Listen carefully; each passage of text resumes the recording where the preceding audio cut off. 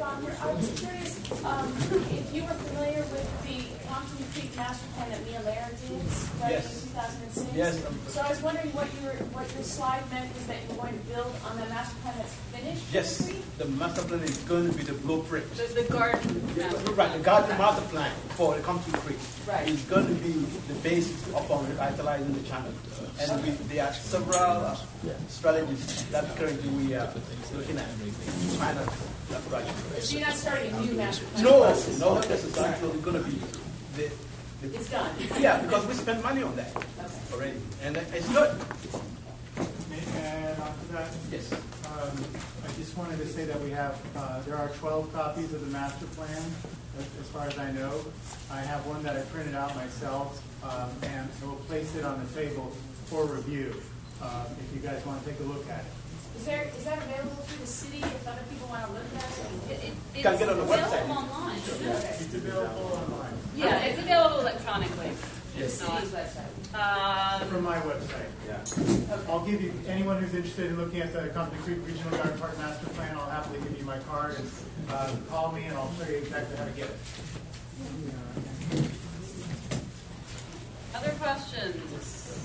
Okay, I have a comment. I was really motivated by each of these speakers, and they're each a 10. I would love to spend the day with any one of you and all of you. And I just want to thank you each. James. Yeah, it's just a concern with regards to the tax increment financing in relationship to other players who might be just as valuable in the community. In the way that tax increment financing works, especially if you have, whether it's lock out other players who are just as valuable, like the school district per se, or other districts. You're talking to experts, yes. Yeah, sure, there's that. And then what happens if you don't meet the monies that are being invested in a negative, fund? Well, you can get into it. My concern is over-reliance on the economic driver, as opposed to the community building component. Okay. So, Let you guys comment on sure. Redevelopment has undergone through evolution, and now it is based on community instead of actually private driven. It's actually community resident driven, and the tax increment issue you're talking about is really sometimes there is a misconception. The idea is as soon as you mention tax increment, everybody looks at the pocketbook. No.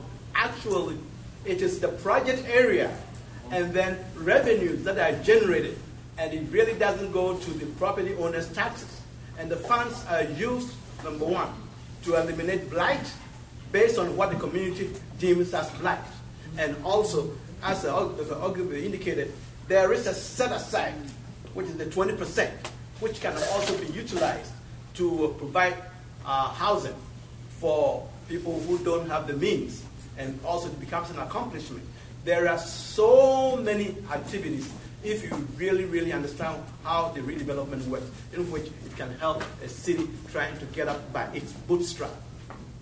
What I think you were actually also getting at, though, is, so I don't know, how long is the Compton redevelopment area going to be? 20 years, 30 years, 40 years? What's the election? Yeah, 2032. So for that period of time, the increase in property tax collected goes to the redevelopment agency as the tax increment, and you're worried that the school district will be starved. Is that what you're saying? Well, no, that's an example of one district that gets frozen.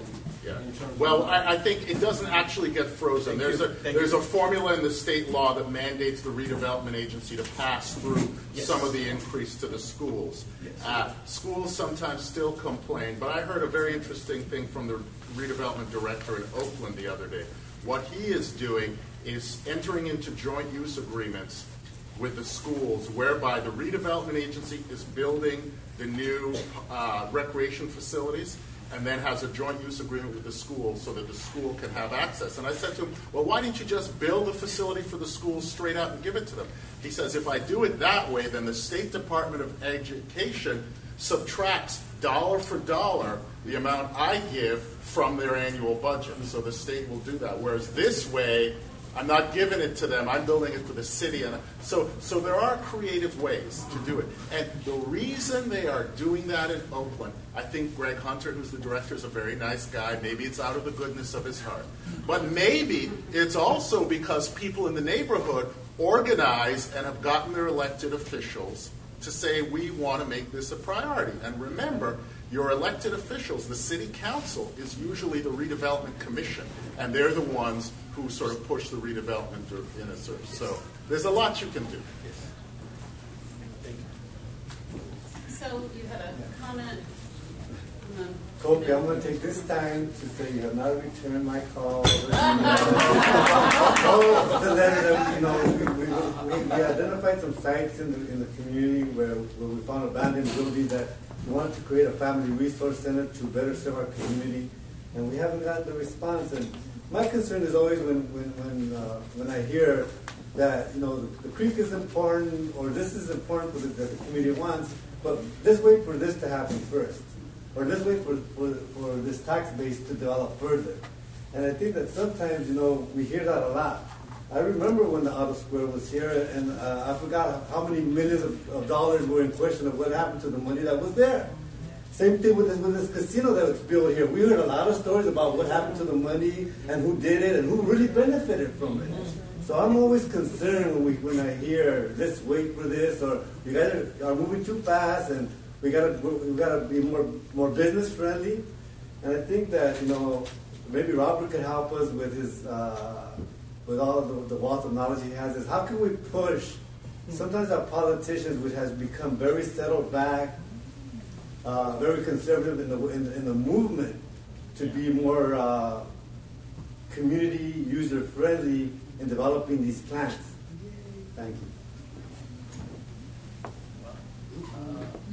I guess it comes down to economics.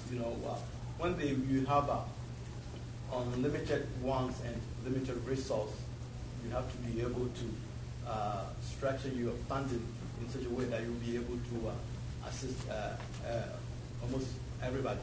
And I think with regard to the issue that we met with the agency, I think that the assistance also pays, and maybe along the line, I really can't at this point in time relate what might have happened. But I think another trip we can sit down and then let you know the conditions under which your needs have not been addressed, because the redevelopment agency is really there to listen, and where there are assistance to be provided, we do.